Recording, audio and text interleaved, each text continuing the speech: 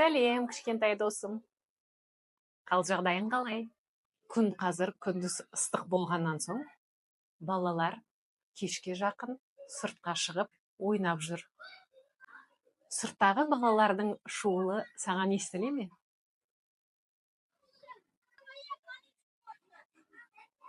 Олар сыртта футбол ойнап жүр. Ал жақсы, мен саған бүгін бір қызық ертегі айтып беремін. Ал ертегіні бастамас бұрын, алдымен екеуіміз біраз әңгімелесіп алайық. Жарай ма?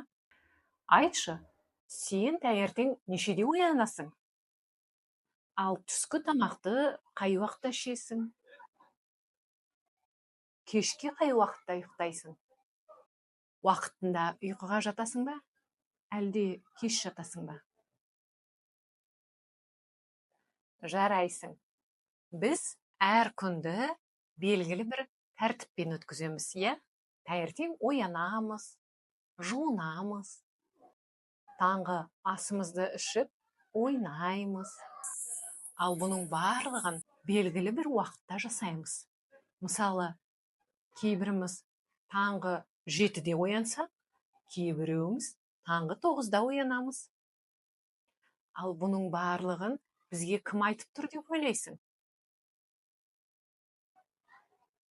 Қане ойланшы.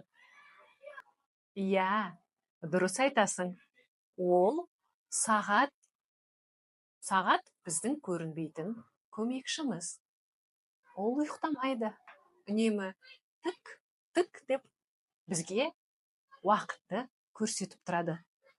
Ал бүгін мен саған бір ерекше сағат туралы ертегі айтып беремін. Ол жай ғана уақытты көрсетіп тұрмайды. Сонымен қатар сөйлей алады екен. Қызық па?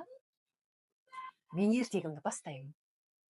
Бір елде үлкен үйдің қабырғасында бір сағат ілулі тұрады. Ол күн сайын тик-так деп соғып, айналадағы адамдарды уақытпен таныстырып тұрады екен. Бұл сағаттың аты сарқылмас сағат деп аталады. Ол көпті көрген, талай жылдан бері таң мен кешті бақылап келе жатқан ескі сағат еді. Ал балалар күнделікті көріп жүрсе де, оған еш мән бермейді екен. Олар тіпті бұл сағатқа күледі екен. Ой, бұл сағат ештеңе білмейді. Қазір барлығы смартфонда. Біз бұл сағатқа тіпті қарамаймыз да. Смартфоннан барлығын біле саламыз, дейді екен балалар. Яғни, ол көне сағатты менсінбейді екен. Бір күні үйдің иесі басқа ауылға сапарға кетіп, үйдің іші 5 күнде бос қалады. Үйдің ішін үнсіздік басып, тек сағаттың тықылдаған даусы ғана естіліп тұрады екен. Сол үйдің баласы Мирас түс ауғанша ұйықтап, түстен кейін оянып, одан қалса компьютермен ойын ойнайды екен. Ал сол түні Мирас түс көреді. Түсінде сарқылмас сағат сөйлеп тұр екен. Ол Мирасқа не дейді екен? Сарқылмас сағат Мирасқа былай дейді. Мирас оянғанда жүрегі ерекше толқып, сағатқа қарап, сен шынымен де сөйлей аласың ба? Деп сыбырлайды. Сол сәтте сағат тағы да тик-так, әрбір соққан тықылым сенің мүмкіндіктерің.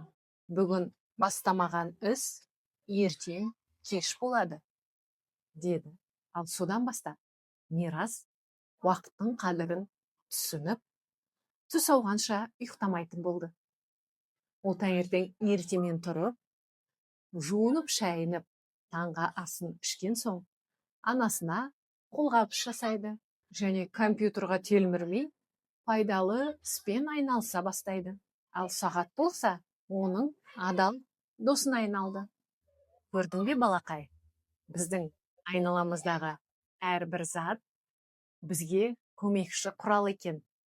Тіпті тықылдап тұратын сағаттың өзі уақыттың қадірін білуді үйретеді. Сондықтан сен де уақыттың қадірін біліп, нақты жоспармен жүргенің дұрыс болады. Ал жақсы балақай, уақытыңды босқа өткізбей, қазір ұйқыға жатып демал. Ал мен сенімен ертеңге дейін қоштасамын. Сау бол.